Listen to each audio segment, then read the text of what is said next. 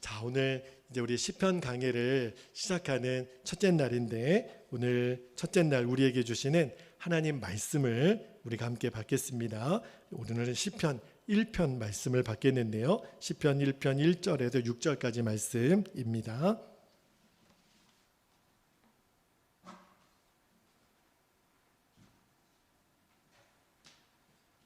자, 우리 시편 1편 1절에서 6절까지 말씀을 저와 여러분이 한 절씩 말씀을 교독하여 받도록 하겠습니다. 1절입니다. 복 있는 사람은 악인들의 꾀를 따르지 아니하며 죄인들의 길에 서지 아니하며 오만한 자들의 자리에 앉지 아니하고 오직 여호와의 율법을 즐거워하여 그의 율법을 주야로 묵상하는도다. 3절. 그는 시냇가에 심은 나무가 철을 따라 열매를 맺으며 그 잎사귀가 마르지 아니함 같으니 그가 하는 모든 일이 다 형통하리로다. 악인들은 그렇지 아니하며 오직 바람에 나는 겨와 같도다. 그러므로 악인들은 심판을 견디지 못하며 죄인들이 의인들의 모임에 들지 못하리로다. 무릇 의인들의 길은 여호와께서 인정하시나 악인들의 길은 망하리로다. 아멘. 하나님 말씀입니다. 자, 이제 오늘부터 시편 말씀을 이제 들어가는데, 시편 말씀이 굉장히 긴 성경이에요. 156편까지 있기 때문에 시편이 권으로, 유일하게 권으로 나누어져 있는 성경이 시편인데요. 그 중에 이제 1권 성경을 우리가 이제 말씀을 1편부터 41편까지 받게 되겠는데, 오늘 1편 말씀으로 우리가 은혜를 나누기를 원하는데, 오늘 설교의 제목이 복 있는 사람이 된 증거를 굳게 붙들라. 복 있는 사람의 증거를 굳게 붙들라 말씀을 좀 나누도록 하겠는데요. 여러분, 러시아가 낳은 대표적인 문학가, 대문호가 있죠. 누구냐면 톨스토이입니다. 그런데 그 톨스토이가 어렸을 때는 신앙생활을 잘했다 그래요. 그런데 그가 15살 때 이제 신앙생활을 떠납니다. 10대 때 떠나서 55세가 되어서 그가 다시 이제 신앙생활을 하는데, 그가 55세가 되어서 글을 하나 써요. 그 글의 제목이 뭐냐면 신앙론이라고 하는 글을 쓰는데, 그가 거기에서 이렇게 고백을 했습니다. 제가 잠깐 읽어드릴게요. 나의 지나간 55년간 살아오는 동안 내 인생 최초의 15년간의 소년기를 제외하고는 나는 안식을 경험하지 못했다. 안식을 알지 못하고 살아왔다. 내가 18세 되던 때 한 친구가 찾아와 신이 인간을 만든 것이 아니라 인간이 신을 만들었다고 나를 설득했다. 나는 그 말이 진리라고 생각했다. 그래서 나는 어렸을 때의 종교, 가족의 종교인 기독교를 떠나기로 결심했다. 나는 종교를 포기하는 것이 자유를 얻는 길이라고 생각했다. 나는 심지어 종교는 속박이라고 생각했다. 그러나 내 나이 55세, 이제 나는 내가 버린 어머니의 품과 같은 신앙의 품으로 돌아온다. 나는 종교로 돌아온 것이 아니다. 나는 예수 그리스도에게로 돌아왔다. 그리고 예수 안에서 나는 다시 참된 안식을 발견했다. 그가, 톨스토이가 신앙론이라고 하는 글에서 이런 고백을 했어요. 여러분, 이제 시편 강해를 시작하면서 오늘 주님이 계속 마음에, 제 속에 뜨거운 마음을 주시는데, 그게 뭐냐면 우리가 이제 예수를 믿어도 정말 제대로 한번 믿어봤으면 좋겠어요. 예수를 정말 믿었으면 좋겠어요. 그냥 믿는 것이 아니라 진짜 예수님 믿는 것. 여러분, 예수님은 지금도 우리 안에 살아 계세요. 지금도 주님은 우리 안에 계시죠. 우리는요, 기독교라고 하는 어떤 교리를 믿는 것이 아니라요, 우리 안에 계신 예수 그리스도, 그분을 믿는 거예요. 시편 강해를 시작하면서 하나님이 저와 여러분에게 주시는 마음의 감동이라는 생각이 들어요. 너희 안에 살아계신 예수님을 분명히 믿으라. 그래서 우리가 이제 오늘부터 시편 말씀을 쭉 읽어갈 텐데, 시편의 많은 시편은 다윗이 지었습니다. 그리고 다윗 말고도 뭐 아삽 같은 분들, 솔로몬도 나오고요. 여러 명의 시편 기자들이 나오는데 시편을 읽을 때마다 제 마음에 도전이 되는 것은 어쩌면 다윗과 이런 분들은 하나님과 이렇게 친밀함을 나눴을까? 이렇게 친밀한 교제를 나눴을까? 그러니까 우리가요, 하나님을 믿지만 하나님을 믿는 게 다 똑같지 않다는 거예요. 어떤 분은 하나님은 마치 저 우주 밖에서 길다란 망원경으로 우리를 쳐다보고 계시는 너무 먼 하나님으로 믿는 사람들도 있어요. 그러나 어떤 사람은 매일같이 함께 사는 가족들보다도 더 가깝게 느껴지는 사람이 있다니까요. 여러분은 둘 중에 어느 쪽이세요? 하나님이 멀게 느껴지세요? 아니면 너무너무 내 안에 가깝게 느껴지세요? 시편을 읽어보면, 이 시편 기자들의 고백을 잘 들어보면 하나님이 너무 가까워요. 하나님하고 같이 호흡하는 게 느껴져요. 하나님 그분이 바로 옆에서 응원하고 격려해 주는 것이 시편을 읽으면 막 느껴져요. 여러분 꼭 기억하셔야 돼요. 하나님과의 친밀한 교제는요, 우리 예수 믿는 모든 사람들에게 다 이미 허락된 복이에요. 여러분 이 복을 놓치면 안 돼요. 주님과의 친밀한 교제의 복은요, 다 우리가 누릴 수 있어요. 어떻게 가능하냐면 그 복을 누리도록 누가 우리 안에 오셨어요? 성령님이 오셨잖아요. 성령님은 우리 안에 오셔서 날마다 우리가 믿는 하나님과 더 친밀한 교제를 나누도록 우리를 인도하세요. 그래서 이것이 바로 우리가 이번에 시편을 읽게 된 동기예요. 제가 여러 성경 가운데 시편 말씀을 정말 생명을 다해서 한번 읽어보고 또 시편 안에 역사하시는 그 하나님과의 친밀한 교제를 나눴던 분들의 신앙 고백을 통해서 정말 내 안에 지금도 살아 역사하시는 그 주님과 교제함을 더 눈뜨고 싶어서 이번에 시편 강의를 선택하게 됐는데, 오늘 여러분에게도 그 복이 임하게 되기를 축복합니다. 여러분 시편을 기록한 사람들은요, 그냥 하나님을 믿는 사람들이 아니었어요. 이들은요, 하나님을 믿는 단계에서 하나님을 사랑했고요, 그보다 더 나아가서 하나님과 날마다 교제했어요. 너무너무 제 마음에 부러움이 되는 거예요. 그래서 제 마음에 어떤 기도 제목이 생겼냐면, 이번 시편 강해가 다 끝난 다음에 여태까지는 왜 우리가 주님과의 교제의 눈을 못 열었냐면, 우리 주변에 주님과의 생생하게 교제를 나누는 사람들을 거의 보지를 못했어요. 그죠? 근데 이번 시편 강해가 끝나고 나면 저와 여러분이 지금 주님과 너무너무 생생하게 교제하고 있는 사람이 어디 있대? 저 베들교회 가봐. 저 베들교회 성도님들은 예수님과 지금 너무 생생하게 교제하고 있대. 여러분이 그 샘플이 되시기를 축복합니다. 그 모델이 되시기를 축복합니다. 그래서 여러분들이 일기를 쓰시면 그게 그대로 시편이 되는 거예요. 그런 역사가 있기를 축복합니다. 자, 이제 우리가 이제 시편의 대장정으로 들어가는데, 첫 번째 나오는 시편이 1편이에요. 1편 1절이 복 있는 사람은 이렇게 시작이 되잖아요. 이 시편 1편은요, 복 있는 사람이 누군가에 대해서 이제 시작을 하는데, 그 말은 시편 전체가 복 있는 사람에 대한 말씀이라는 뜻이기도 하죠.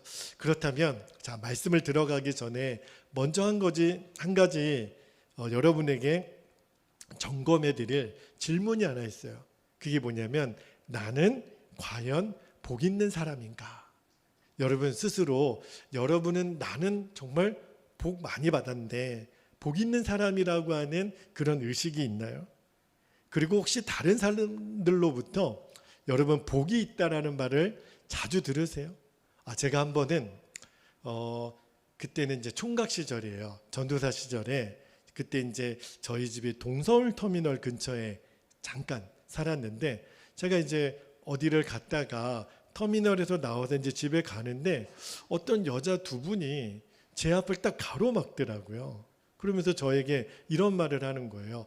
참 복이 많으시게 생겼네요. 그러는 거예요. 그래서 제가 그러세요? 제가 복이 있게 생겼나요? 감사합니다. 근데 뭘 보고 제가 복이 있는 것처럼 느껴지시나요? 이렇게 물어봤더니 제 몸에 복의 기운이 막 흐르고 있대요.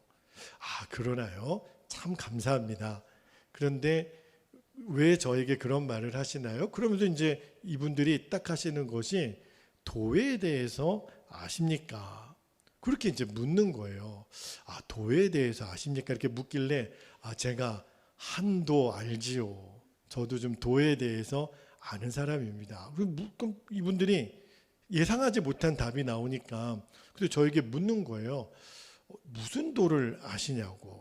제가 알고 있는 도는 예수 그리스도입니다. 제가 예수 그리스도를 알고 있습니다. 그랬더니 이제 뭔가 이렇게 말이 안 되니까 이분들이 뭐 말을 좀 얼버무려요. 그래서 제가 한마디 했죠.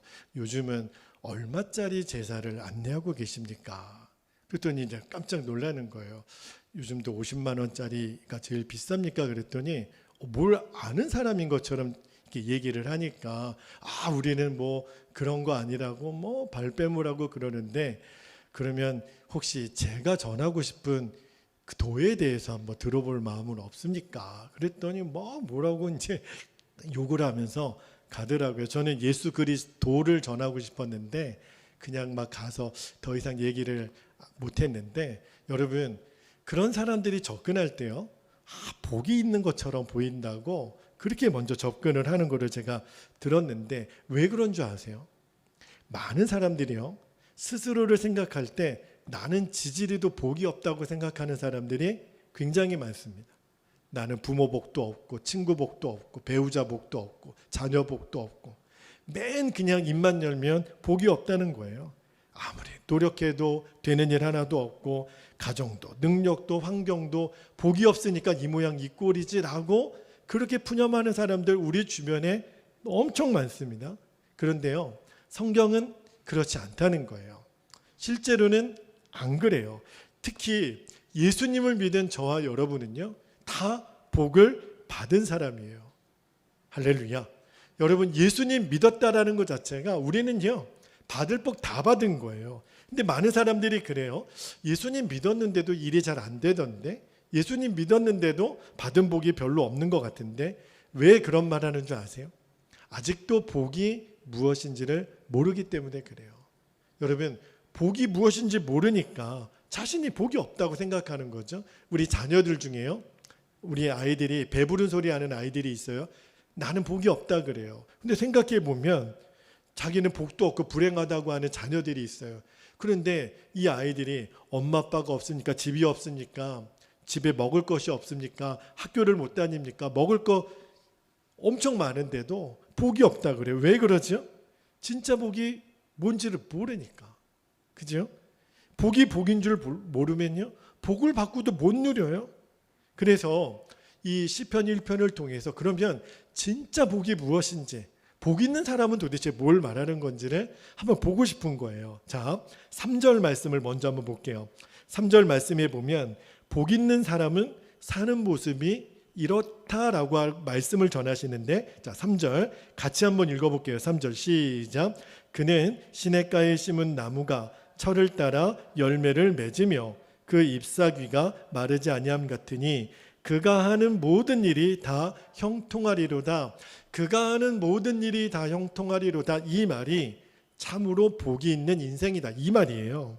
여러분, 시냇가에 심기운 나무는 오늘 말씀에 의하면 저절로 과실을 맺습니다. 잎사귀가 마르지 않아요. 왜 그렇죠? 늘 수분이 공급이 되기 때문에 그래요. 마르지 않는 거죠. 이런 삶이 복이 있다는 거예요.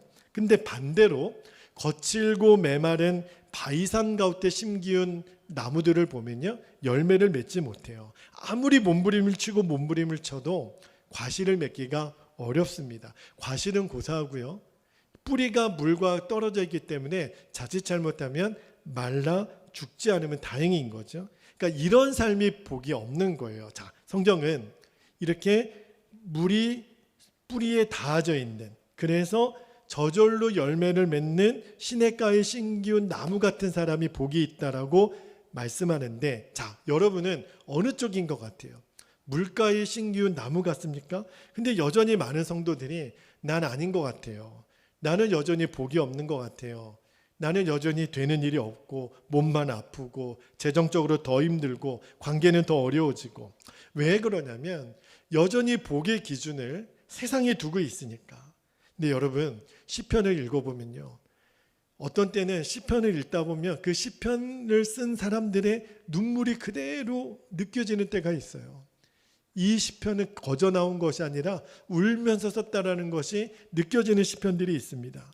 근데 그분들은 다 복되신 분들인데, 근데 그 시편을 기록할 당시에는요, 형편이 말할 수 없이 어렵거든요. 그러니까 여러분, 우리가 복의 기준을요, 지금 나에게 주어진 형편을 보고 복인지 아닌지를 판단하면 안 돼요. 지금은 힘들고 어려워 보여도 그게 나중에 복이 될 수 있다니까요. 지금은 잘 되고 형통한 것 같아도 그게 나중에 가면 엄청난 화가 될 수 있어요. 여러분, 아브라함과 롯이 누가 결국은 복의 길을 건 거죠? 아브라함이 갔잖아요. 롯은 당장은 잘 되고 형통한 길을 간 것 같아요, 세상적인 기준으로 보면. 그러나 나중에 결과를 보면 진짜 복된 인생은 누가 산 거예요? 아브라함이 산 거죠. 여러분, 저는 이 복에 우리들의 눈이 열리게 되기를 축복합니다. 그러면 시냇가의 신기운 나무와 같은 복을 받으려면, 자, 1절 2절로 한번 가볼게요. 3절의 복을 이해하려면 1절 2절 말씀으로 가야 되는데, 자, 1절 2절 제가 한번 읽어드릴게요. 복 있는 사람은 악인들의 꾀를 따르지 아니하며 죄인들의 길에 서지 아니하며 오만한 자들의 자리에 앉지 아니하고 오직 여호와의 율법을 즐거워하여 그의 율법을 주야로 묵상하는도다. 자, 이제 여기 복의 비밀이 나와요. 여러분, 정말 복의 길이 뭐냐면 악인의 길을 따르지 않고 하나님의 말씀을 즐거워하는 거예요. 이게 성경은 복이라고 가르치는 거예요. 여러분, 복 있는 사람은요, 악인의 길을 쫓지 아니하고 죄인의 길에 서지 아니하고 율법을 주야로 묵상하고 그 율법을 행하게 된다라는 거예요. 그 모습을 보면 이분이 복이 있는 분이구나. 그런데요, 복이 없는 사람은 그렇지 않아요. 마음은 죄인의 길에 서지 않으려고 하고 악인의 길을 쫓지 않으려고 하잖아요. 그런데 정말 복의 길에서 떠난 사람은요, 결국은 가보면 그 자리에 가 있어요. 죄인들의 자리에 껴서 낄낄대고 있어요. 악인의 자리에 거기서 궁뎅이 깔고 앉아가지고 그러고 있어요. 복이 없는 사람이죠. 여러분, 요즘 여러분의 삶을 한번 돌아보셔야 돼요. 내가 지금 시편 1편의 1, 2절 말씀, 3절 말씀을 비추어 봤을 때 내가 지금 복의 자리에 있는가? 아니면 복이 없는 자리에 있는가? 뭘 보면 알 수 있냐면, 복에 있는 사람은 마음에 어떤 감동이 일어나냐면 뚜렷하게 죄 짓는 게 싫어집니다. 내가 지금 즐거워하고 내 기쁨의 근원이 옛날에는 죄를 통해서 나에게 들어왔어요. 음란한 것을 보거나 쾌락을 즐기거나 술, 담배, 그죠? 그리고 오락, 스포츠, 이런 것이 나의 기쁨의 근원이었는데 이제는 그것이 별로 내 마음에 기쁨이 안 돼요. 오히려 죄 짓는 것이 뚜렷하게 싫어집니다. 그리고 세상 사람들 만나가지고 음담패설하고 쓸데없는 농담하고 군대 얘기하고 정치 얘기하고 이것이 옛날에는 내 즐거움이었어요. 그런데 이제 그게 싫어져요. 믿음의 사람들과 교제하고 싶고 하나님 말씀이 사모가 되고 또 은혜의 자리로 자꾸 나아가고 싶고. 여러분, 요즘 그렇습니까? 요즘 제가 그래요. 할 수만 있으면 말씀으로 더 들어가고 싶고 이제 막 죄 짓기 싫고 그냥 어떻게 해서든지 하나님 말씀을 또 받고 싶은 그런 마음의 갈망이 점점 커져요.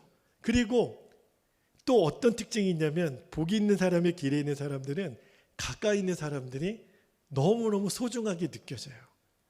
복의 길을 떠난 사람은요, 가까이 있는 사람의 소중함을 모릅니다. 이미 복의 길을 떠나 있으니까. 근데 복의 길에 있는 사람은요, 가까이 있는 사람이 너무 소중해요. 그래서 그 사람에게 더 잘해주고 싶어요. 가까이 있는 사람에게. 그게 복 있는 사람의 특징이에요. 여러분, 그런 마음이 요즘 여러분에게 일어난다면 죄짓기 싫어지고 은혜가 더 사모가 되고 사람이 너무 사랑스러워지고 가까이 있는 사람에게 더 잘해주고 싶고 그러면 여러분 안심하셔도 돼요. 내가 복 있는 자리에 지금 있구나. 여러분 이제 우리는요 진짜 복이 무엇인지를 알아야 돼요. 하나님이 요즘은 목회자들에게 복을 빌어주는 역할을 맡기셨잖아요. 그런데 그 역할을 그대로 누가 감당을 했냐면 제사장들이 하나님이 백성에게 복을 빌어주는 사람으로 세우셨잖아요. 그 중에 여러분 민수기 말씀에 민수기 6장 22절에서 27절까지 말씀을 보면 하나님이 제사장들에게 모세를 통하여 이제 어떠한 복을 빌어주라고 말씀을 하는데 제가 좀 읽어드릴게요. 22절부터 27절까지 말씀을 볼게요. 22절 여호와께서 모세에게 말씀하여 이르시되 아론과 그의 아들들에게 말하여 이르기를 제사장들에게 말하여 이르기를 너희는 이스라엘 자손을 위하여 이렇게 축복하여 이르되 24절 여호와는 너에게 복을 주시고 너를 지키시기를 원하며 여호와는 그의 얼굴을 너에게 비추사 은혜 베푸시기를 원하며 여호와는 그 얼굴을 내게로 향하여 드사 평강 주시기를 원하노라 할지니라 하라. 그들은 이같이 내 이름으로 이스라엘 자손에게 축복할지니 내가 그들에게 복을 주리라. 그렇게 제사장들에게 복을 빌어주라고 말씀을 하셨는데 이 민수기 6장에 나오는 이 복의 핵심이 뭔지 아세요? 하나님 그분과 친해지는 복이에요. 그거를 은혜와 평강의 복이라고 말씀하세요. 여러분 우리가 예배 드릴 때마다 누리는 복이 뭐예요? 은혜와 평강이잖아요. 세상에 그 어떤 자리, 그 어떤 시간이 주지 못하는 예배 시간만 주시는 은혜와 평강이 있잖아요. 우리는 그 복을 받고 있는 거예요. 그런데 많은 성도들이요 이런 복을 받고 있는데도 내가 무슨 복을 받았는지 모르겠다고 말하네. 하나님 입장에서는 너무너무 이해가 안 되는 거죠. 여러분 또 하나 우리가 천국 가는 복을 한번 생각해 보세요. 여러분 우리들이 지금 걸어가는 이 믿음의 길의 마지막 종착점이 어디죠? 마지막 종점이 어디예요? 천국이잖아요. 우리는 아버지 집으로 가고 있잖아요. 여러분 천국 복을 받은 사람 여러분 맞죠? 누가 그 복을 받았을까요? 예수님을 믿고 시온에 데려가 있어서 늘 천국 가는 길을 가는 사람이 복을 받은 사람들이 있잖아요. 그러니까 그런 사람들은요 어떤 특징이 있냐면 천국 가는 길을 갈 때 마음이 졸이지 않아요. 다시 말하면 두려움이 없어져요. 여러분 궁극적으로 두려움의 마지막 제일 큰 두려움의 그 끝판왕이 뭐죠? 죽음이잖아요. 내가 죽을 것이 두렵잖아요. 그런데 시온의 대로에 있어서 천국 가는 복을 받은 사람들은요 그게 두렵지 않아요. 여러분 우리가 어디 장거리 여행을 갔다가 집에 돌아올 때 느낌 아시죠? 빨리 가고 싶다. 역시 집이 최고야. 우리 집이 최고야. 그리고 집에 가서 김치찌개랑 계란 후라이 하나만 먹어도 뭐라 그래요? 역시 뭐가 최고예요? 집밥이 최고예요. 집밥이. 우리가 집에 돌아갈 때 그런 고백하잖아요. 그리고 아이들도 먼 여행 갔다가 막 문 두들길 때 아버지 저 왔어요. 문 열어주세요. 그러잖아요. 천국 갈 때 우리가 그 느낌이에요. 이제는 빨리 가고 싶은 거예요. 우리가 집에 빨리 가고 싶잖아요. 그래서 죽음도 우리를 두렵게 하지 못해요. 왜냐하면 빨리 아버지 집에 가고 싶으니까. 그래서 우리가 이 땅의 마지막 생애를 마치고 아버지 우리가 집의 문을 벌컥 여는 것처럼 아버지 그리고 점프하면은 주님이 우리를 안아주실 거예요. 여러분 이게 얼마나 놀라운 복인지 몰라요. 이 천국 가는 복을 누리지 못하는 사람들은 어떤 사람들일까요? 늘 두려워요. 몸에 어디가 뭐 이렇게 딱딱하게 만져지기만 해도 벌벌벌 떨어요. 왜냐하면 천국 가는 그 복을 못 누리는 거예요. 죽을까 봐, 어떻게 될까 봐, 무슨 일이 일어날까 봐. 여러분 세상 사람들은요 절대 이 천국 가는 복을 못 누리죠. 어떻게 누리겠어요? 그래서 고글하고 구슬하고 아무리 죽음 이후의 길을 위해서 복되라고 용을 써도요, 하나님이 두렵고 천국은 낯선 거죠. 그들에게 있어서는 하나님이 아버지가 아니에요. 그런데 저와 여러분은 하나님이 아버지시잖아요. 할렐루야. 천국은 내 집이에요. 그래서 옛날에 우리가 많이 불렀던 복음성가 중에 죄 많은 이 세상은 내 집 아니네. 그죠? 내 집은 저 하늘에 있다고 얼마나 우리가 많이 찬양했어요. 그런데 세상 사람들은요, 천국이 자기 집이 아니에요. 그러니까 두렵죠. 그런데 여러분, 저와 여러분이 천국 가는 복을 받았으니까 얼마나 큰 복을 받은 거예요. 그죠? 그래서 여러분, 천국 가는 복을 받은 사람들은 뚜렷한 특징이 있어요. 하나님 말씀을 너무너무 사모해요. 자, 2절 말씀을 다시 한번 볼게요. 2절 말씀에 오직 여호와의 율법을 즐거워하여 그의 율법을 주야로 뭐하는도다? 묵상하는도다. 여러분, 많은 성도님들이요, 오해하고 있는 것 중에 하나가 성경은 어렵다라고 생각을 해요. 읽기도 어렵고 듣기도 어렵고 배우기도 부담스럽고, 그죠? 성경 자체를 싫어하는 마음을 갖고 있는 성도들이 굉장히 많아요. 그런데 여러분, 잘 들으셔야 돼요. 왜 그런 마음이 드는 줄 아세요? 하나님 말씀이 어렵고 읽기 싫고 듣기 싫고 부담스럽고 까다롭고 지루하고, 왜 그럴까요? 그게 바로 우리가 원죄를 갖고 있는 아담의 후손이기 때문에 그래요. 여러분, 원죄가 뭐예요? 아담과 하와가 도대체 저지른 첫 번째 죄가 뭐예요? 하나님 말씀을 버린 거예요. 여러분, 하나님 말씀대로 살면, 하나님 말씀대로 우리가 그대로 순종하면 자유를 잃어버린다고 생각하는 사람들이 엄청 많습니다. 내일 새벽에 제가 그 말씀을 전해드릴 거예요. 여러분, 하나님으로부터 떠나면, 하나님 말씀으로부터 떠나면 자유로울 것 같죠? 교회 안 나오고 마음대로 살면 자유로울 것 같죠? 교회 가면 왜 이렇게 하지 말라는 게 많고 구속하는 게 많은지. 근데 떠나는 게 자유가 아니라요, 그게 망하는 길이에요. 그거는 진짜 자유가 아니에요. 여러분, 예수님을 믿으면 저와 여러분 안에 새로운 마음이 일어나는데, 그게 뭐냐면 하나님 말씀에서 주어지는 은혜가 너무너무 내 안에 생생하게 다가오는 거예요. 은혜를 사모하는 갈망이 내 안에 생겨요. 예수님 믿으면 일어나는 감정이죠. 자, 고린도전서 2장 12절 말씀을 한번 볼게요.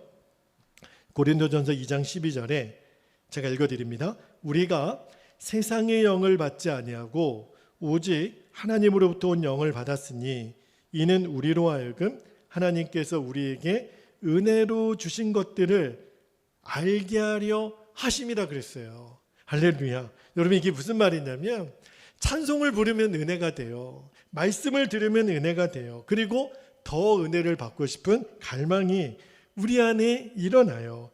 여러분, 우리 안에 이 복이 심겨진 거예요. 제가 오늘 오후에 이제 예배 들어오기 전에 가족들하고 잠깐 그런 이야기를 했어요. 우리가 주중에 주일 예배가 있고 또 주중에 새벽 예배도 있고, 우리가 보통 옛날에는 3일 예배라 그래가지고 수요 예배, 또 우리 금요일 날에는 철야 예배, 이것이 이제 전통적인 한국 교회의 예배 포맷이잖아요. 그런데 너무너무 안타까운 것은 점점 현대인들의 욕구라고 하는 그 미명하에 예배의 횟수가 점점 교회마다 줄어듭니다. 그리고 그 모든 예배를 물론 목회자들의 양심상 모든 예배에 최선을 다해서 준비하는 것은 하나님이 그 목회자들의 마음의 중심을 아시겠죠. 그런데 주일 예배는 큰 예배고 대예배고, 마치 나머지 예배들은 소예배고 주일 예배를 준비하기 위한 예배로 치부되는 경향이 점점 농후해집니다. 그러면 어떤 현상이 일어나냐면 주일 예배, 큰 예배, 대예배에서 받은 은혜로 일주일을 살아도 부족함이 없다라고 점점 우리들 안에 그런 의식이 생기는 경향이 있어요. 부인해도 엄연한 현실입니다. 왜냐하면 한 주간 내가 얼마나 하나님 앞에 은혜 받기 위하여 예배 자리로 나아가는 시간과 횟수를 보면 알아요. 그런데 여러분, 여러분도 혹시 그런 경험해 보셨습니까? 내가 주일날 한번 예배 드린 것으로 일주일에 충만한 은혜가 나에게 지속이 혹시 되던가요? 저 같은 경우는 그렇지 않더라고요. 저는 하루를 못 가요. 어떤 때는 예배 드리고 나와서도 은혜 다 쏟아 엎어버릴 때도 있어요. 그러니까 뭘 말하는 거냐면 예배는요, 날마다 드려도 부족한 게 예배고 매 시간 드려도 부족한 게 예배예요. 왜 제가 그런 마음이 들었냐면 어떤 예배라도 제가 제 목사의 양심을 걸고 내가 이 예배에 어떤 예배의 경중이 어디 있겠어요. 제게 주신 말씀이 있다면 전해야 되는 게 목사의 사명인 거죠. 대신에 우리 성도들에게 이 은혜가 공급되는 일이 막히지 않도록, 그래서 우리 성도들이 언제 예배의 자리를 오더라도 하나님 말씀에서 정말 그 가람을 공급받는 모든 예배의 기름 부으심을 위해서 저는 몸부림칠 수밖에 없겠더라고요. 목사도 사람이니까 이 예배 스킵하고 우리 교회 이번 주부터 무슨 예배는 그냥 쉬겠습니다. 그러면 저에게 쉬는 시간이 많아져서 어떤 다른 예배에 더 집중할 수 있는 여유가 더 생길 수도 있다라고 생각할지도 몰라요. 그리고 요즘처럼 코로나 시대에 성도들이 많이 교회에 못 모이니까 어차피 뭐 몇 명 앞에서 설교하느니 많은 사람들 모아놓고 설교하면 경제적이고 또 서로 좋잖아요. 또 성도들도 주중에 교회에 오는 부담도 있으니. 근데 여러분, 그렇게 되면 나중에 우리가 어떻게 될까요? 두렵다는 마음이 생겨요. 그래서 주님이 저에게 어떤 마음의 감동을 주셨냐면, 준철아, 이 자리에 한 명이 있고 100명이 있는 것이 무슨 상관이니? 너는 나에게 설교하는 거야. 그리고 너 자신만 들으면 돼. 설령 이 자리에 아무도 없더라도 제가 말씀을 준비하고 하나님이 내 설교를 들으시고 내가 내 설교를 들으면 예배가 되는 거죠. 그 마음으로 준비하라는 마음을 주세요. 그리고 그래야 제가 살 것 같아요. 안 그러면 죽을 것 같아요. 그런 마음으로 제가 생명을 다해서 예배를 준비하기로. 왜냐하면 오늘 말씀에 보니까 이 예배를 통해서 하나님이 주시려는 은혜가 너무 귀하니까. 제가 어떤 초등학교 선생님의 간증을 듣고 너무너무 제 가슴을 쳤던 이야기가 있어요. 정말 복 있는 사람은 어떤 마음을 가진 사람일까? 하루는 어떤 초등학교 선생님이 시험을 치르는데 반 아이 중에 공부를 늘 1등하는 아이가 있더래요. 그러니까 선생님 마음에 공부를 잘하는 아이들은 좀 마음에 관심이 가잖아요. 근데 이제 어느 날 시험을 치르고 있는데 아이들이 이제 시험지 먼저 다 풀면 시험지 내고 먼저 나가잖아요. 그런데 선생님이 이 공부를 제일 잘하는 아이가 끙끙대면서 이렇게 문제를 풀고 있는데 선생님이 딱 답안지를 보니까 다 맞았는데 한 문제를 이 아이가 못 풀고 있더라는 거예요. 그래서 선생님이 물끄러미 보면서 아이고 이거 얘가 왜 모를까 그러는데 세상에 그 옆에 있는 애가 그 공부 잘하는 애가 못 풀고 있는 문제 답을 알고 있는 거예요. 그러면서 발을 툭툭 치면서 야 이거 봐 내 거 보고 써 그러는 거예요. 발을 계속 치면서. 근데 그 공부 잘했던 아이 있잖아요. 그 친구가 예수 믿는 아이예요. 아니야 안 봐. 근데 옆에 있는 애가 야 컨닝해 선생님 지금 안 보잖아 이거 너무 쉬운 문제야 이거 봐. 근데 안 봐. 고개를 안 돌리는 거예요. 그런데 그 애가 계속 보라고 그러는데 선생님이 그 광경을 지금 보고 있는 거예요. 그 공부 잘하는 아이가 컨닝을 할까 안 할까를 계속 넌지시 이렇게 보고 있는데 결국은 그 옆에 있는 친구가 답안지 내고 먼저 나가는데 보니까 그 공부 잘했던 아이가 컨닝을 한 거예요. 근데 다 답을 썼는데 못 나가고 있는 거예요. 그리고 이제 그 옆에 답을 보여준 친구가 먼저 나가고 아이들 다 나가고 마지막에 그 아이가 답안지를 들고 나오면서 선생님 앞에 이렇게 얘기하는 거예요. 선생님, 저 빵 좀 주세요. 저 조금 전에 컨닝했어요. 저 빵점이에요. 얘가 이렇게 이야기를 하더래요. 선생님이 그 아이를 끌어안아 주면서 잘했다. 너가 복이 있는 아이다. 너 정말 복이 있는 아이다. 그런 이야기를 선생님이 아이에게 해주는데 제가 그 얘기를 듣고 진짜 복이 있는 거? 우리가 복이 있는 삶을 사는 것은 도대체 뭘까? 여러분, 우리 안에 계신 성령님은요, 너무너무 거룩하신 분이세요. 그분은요, 제일 싫어하는 게 있어요. 그게 뭐냐면 죄예요. 그래서 우리 안에 계신 성령님이 제일 원하시는 게 뭐냐면 저와 여러분 안에 거룩함에 대한 갈망이 생기는 것을 성령님이 제일 좋아하세요. 한 문제가 아니었던 거죠. 그렇죠? 그 초등학교 아이가 어찌 그런 생각을 할 수 있을까요? 그냥 딱 잡았대도 나 컨닝 안 했다고 해도 무슨 증거가 있겠어요? 선생님 저 빵점 주세요. 복이 있는 아이죠. 여러분, 성령님이 내 안에 있어서 정말 복이 있는 사람은요, 자꾸 죄에 대한 거부감이 생겨요. 아담과 하와에게 마귀가 계속 먹어봐, 보암직도 하고 먹음직도 한 그 과일을 계속 선악과를 내밀지만 아니야, 나 먹을 수 없어, 나는 못 먹어. 죄에 대한 거부감이 생길 때, 이때 주님은 저와 여러분에게 너 정말 복이 있다. 너 정말 복이 있다. 우리가 비록 육신의 욕구가 강해서 죄에 끌려다녀도요, 우리들의 마음이 편치가 않아요. 죄를 짓고 나면 두려운 마음이 생겨요. 왜 그럴까요? 자, 에베소서 4장 30절에 나오는 성령의 근심 때문에 그래요. 말씀을 읽어드립니다. 하나님의 성령을 근심하게 하지 말라.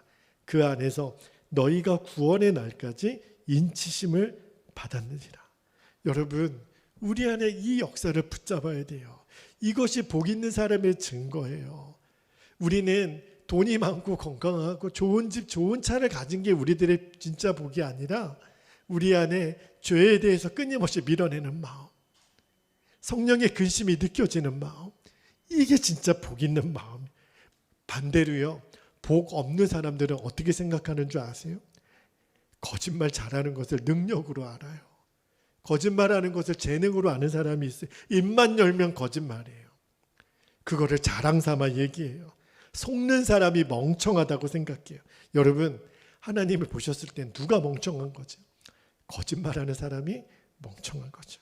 여러분, 혹시 우리들 가운데도 어쩔 수 없이 하는 게 거짓말 아니야? 아니에요. 그러면 이 질문을 해보셔야 돼요. 하나님이 거짓말하는 나에게 복 주실까?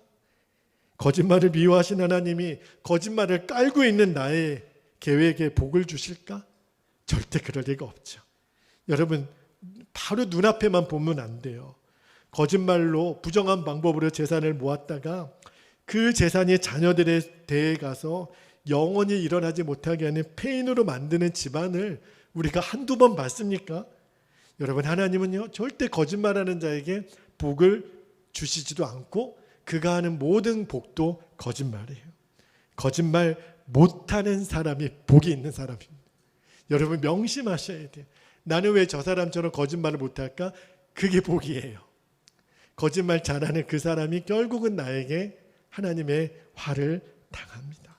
어려움이 있을지라도 세상과 구별되고 싶은 마음, 그 사람이 복 있는 사람의 마음이에요. 여러분, 못 먹으면 어때요? 좀 못 입으면 어때요? 그죠? 뭐가 달라요? 까짓거. 여러분, 못 입고 못 입고 다른 사람들처럼 누리고 살지 못해요? 어때요? 그게 하나님 보셨을 때 뭐가 그게 비굴해요?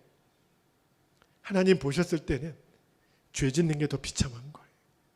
하나님 뜻대로 못 사는 게 더 비참한 거예요. 우리가 아프고 힘들고 어려운 거 부끄러운 거 아니에요. 하나님 말씀대로 살면, 그리고 죄가 미워지면 우리는 복의 자리로 살고 있는 거예요. 여러분, 주님이 함께 하신 증거예요. 복 있는 사람의 마음이. 그것이면 충분합니다. 그리고 4절부터 6절까지 말씀을 볼게요.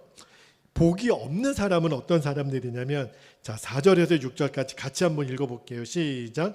악인들은 그렇지 아니하며 오직 바람에 나는 겨와 같도다. 그러므로 악인들은 심판을 견디지 못하며 죄인들이 의인들의 모임에 들지 못하리로다. 무릇 의인들의 길은 여호와께서 인정하시나 악인들의 길은 망하리로다. 여러분, 주님 앞에는 딱 두 길밖에 없어요.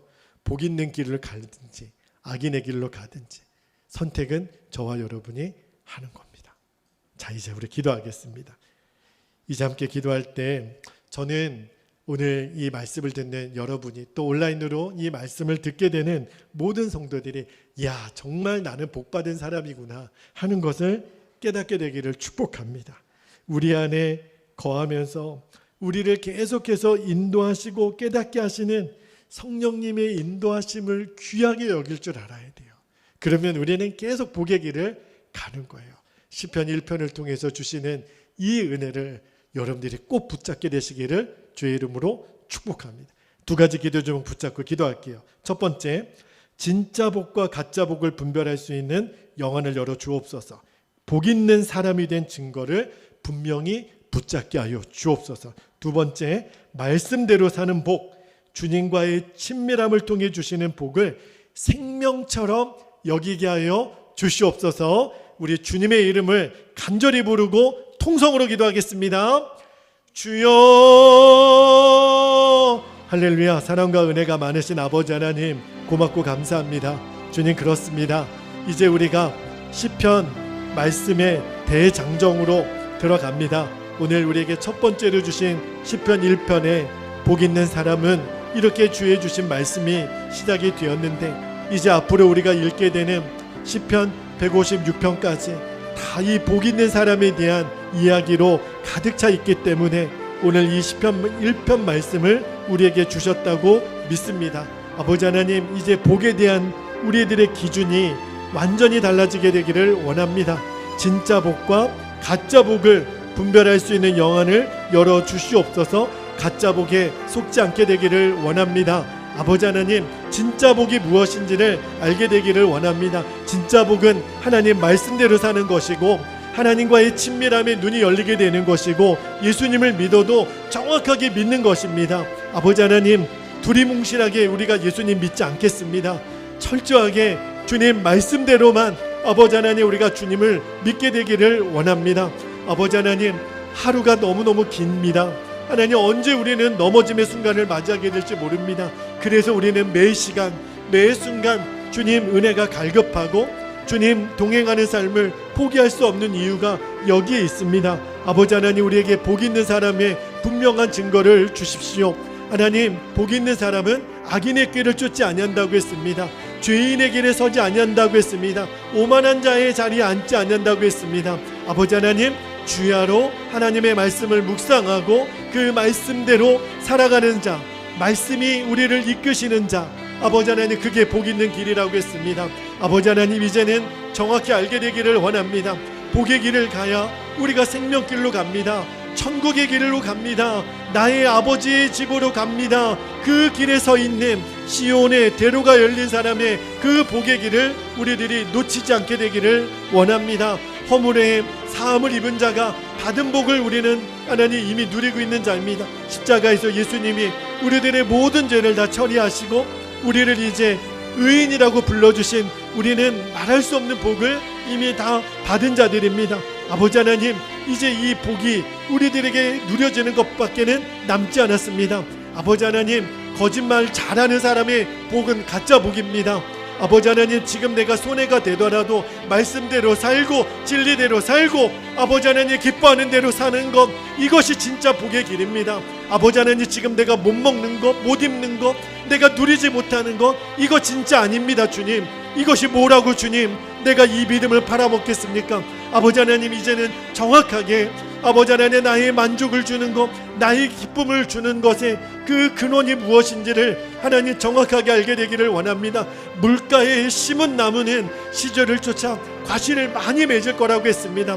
아버지 하나님, 우리들의 뿌리는 예수님의 말씀 안에 있습니다. 예수님 안에 있습니다. 그 사람이 복의 길을 가는 사람입니다. 그 사람이 열매를 맺는 길을 가는 사람입니다. 아버지 하나님, 지금 롯과 같이 형통의 길을 쫓아가는 수많은 사람들이 다 소돔과 고모라를 향해 간다면 그게 무슨 복이 있는 길입니까? 주님, 아브라함처럼 헤브론 산지로 가더라도 하나님과 함께하는 삶, 하나님이 말씀하시는 대로 순종하는 삶, 그 길이 내가 사는 길이고 그 길이 진짜 복의 길인 것을 아버지 하나님, 우리가 놓치지 않게 되기를 원합니다. 우리는 아버지, 오늘이 내 인생의 마지막이라도 나는 영원한 아버지의 나라에 들어갈 아버지 하나님의 자녀입니다. 이제 우리는 그 길이 보장된 사람입니다. 그래서 하나님, 우리는 죽음도 두렵지 아니하고 지금 내 먹고 사는 문제, 하나님 나의 질병의 문제, 이것이 나를 올가매는 아버지 하나님 진짜 근원이 아닙니다. 주님, 우리는 눈동자같이 우리를 바라보고 계시는 나의 사랑하는 주님, 그 주님의 손에 붙들려 있는 자들 아닙니까? 주님, 하나님, 우리가 지금 두려워하고 있는 것 진짜 두려워할 문제가 아닌 것을 아버지 하나님, 주님을 바라보는 눈을 가진 자만이 깨닫게 되고 알게 되는 그 놀라운 비밀의 눈을 열어주시기를 원합니다. 아버지 하나님, 종에게 아버지 하나님 드려지는 모든 예배에 하나님의 생명을 걸 수밖에 없는 아버지 하나님, 이 길로 계속 몰아가시니 아버지 하나님, 저는 순종할 수밖에 없습니다. 주님, 말씀 전하다 죽으면 죽겠습니다. 기도하다 죽으라면 죽겠습니다. 이 자리가 저의 무덤이 되기를 원합니다. 하나님, 그래서 우리 성도들이 살아날 수 있다면, 하나님, 그래서 우리 성도들이 주님과의 친밀함의 눈을 열 수 있다면, 주님, 이 자리가 저의 무덤이 되게 해주십시오. 아버지 하나님, 그래서 우리 성도들이 살아나게 해주시고 하나님 생명을 얻게 해주시고, 주님, 우리 성도들이 살아계신 하나님 복의 길을 걸어갈 수 있는 하나님 그 눈이 열려지게 되기를 원합니다.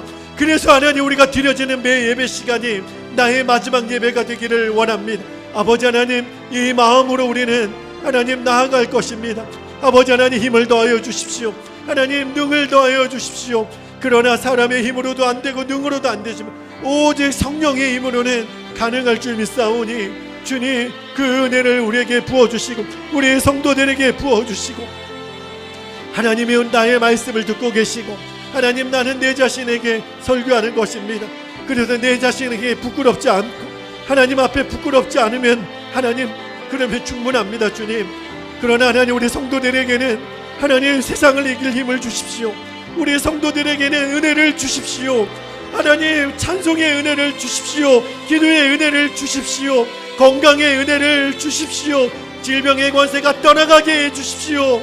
아버지 하나님, 우리를 두려움으로 올가매고 있는 돈에 대한 걱정, 사람에 대한 걱정, 재정에 대한 걱정, 건강에 대한 걱정, 아버지 하나님, 이제 다 십자가에 못 박았습니다. 하나님, 우리가 두려워하는 것은 죄밖에는 없습니다. 주님, 말씀대로 살지 못하는 것, 그거 외에는 어떠한 것도 두려워하지 않겠습니다. 아버지 하나님, 이제 십자가와 예수님밖에 모르는 아버지 하나님, 100명의 영혼을 나에게 달라고 기도했던 웨슬리 목사님처럼, 그래야면 온 세계를 뒤집어 엎겠다고 기도했던 웨슬리 목사님처럼, 세계는 나의 교구다라고 외쳤던 웨슬리 목사님의 그 심장이 오늘 이 종의 심장이 되기를 아버지 하나님 원합니다. 아버지 하나님, 이제 복 있는 길을 걸어가는 우리 성도들의 삶을 기대합니다. 하나님, 이 눈이 열려지게 되기를 원합니다. 하나님, 오늘 말씀을 듣는 하나님, 우리 모든 성도들에게 그 눈이 열려지게 되기를 원합니다. 진짜 나는 복받은 사람인가? 이 질문에 대해서 정확하게 답을 할 줄 아는 사람 맞습니다. 주님, 아멘입니다. 주님, 나 복받은 사람 맞습니다. 나 생명의 길을 걷는 사람 맞습니다. 아버지 하나님, 이 눈이 열려야 하나님, 우리가 두려워하지 아니하고 이 믿음의 길을 끝까지 갑니다. 하나님, 하나님, 눈이 열린 사람들을 보내주십시오. 그 예배자들을 보내주십시오. 함께 하나님, 이 익산 땅을 뒤집어 풀 하나님의 사람들을 붙여주십시오. 주님, 우리 교회에 붙여주십시오. 주님, 사모합니다. 주님, 기대합니다. 죽으면 죽으리라. 아둘람굴에 모였던 하나님 다윗의 그 400명의 용사들을 주님 보내주십시오.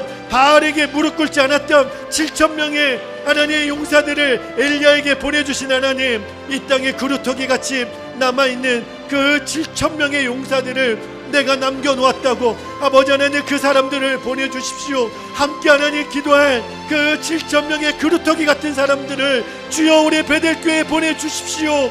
주님 이 예배 자리에 보내주십시오. 이 자리에서 예배하다가 죽어도 좋을 하나님의 사람들을 주여 보내주십시오. 아버지 하나님 이 자리가 오늘 나의 인생의 마지막 시간이라도 아버지 하나님 기꺼이 하나님 앞에 준비된 영혼으로 세워질 사람들, 그래서 아버지 하나님 이제 이 땅을 뒤집어낼 하나님의 사람들로 세울 아버지 하나님 하나님의 군대로 설 사람들을 주님 세워주십시오.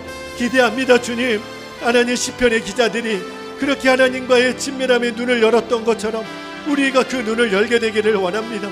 너무너무 사모합니다. 주님 우리가 이제는 우리가 걸어가는 그 길이 시편이 되게 하시고 우리들의 기도가 시편이 되게 해주시고 우리들이 쓰는 하나님 우리가 일기가 기도 아버지 하나님 다 시편이 되게 하여 주십시오. 예수님과 친밀함의 삶을 살았던 그 모델이 하나님 우리 자신이 되기를 원합니다. 아버지 하나님 이 땅에 그러한 사람들이 있다고 아버지 하나님 우리가 시위하고 증거하는 증인들로 세워지게 되기를 원합니다. 하나님 베델교회를 가봐라. 그러한 사람들이 있다. 예수님과 친밀함에 하나님 빠진 사람들이 있다. 아버지 하나님 그 증인들을 아버지 하나님 우리에게 세워주시기를 원합니다. 오 주님 그렇게 역사하여 주십시오. 주님 우리의 교회 안에 그렇게 기름 부어 주십시오. 주님 사모합니다. 오 아버지 사모합니다. 주님 사모합니다. 오 아버지 사모합니다. 주님 오 주님 사모합니다.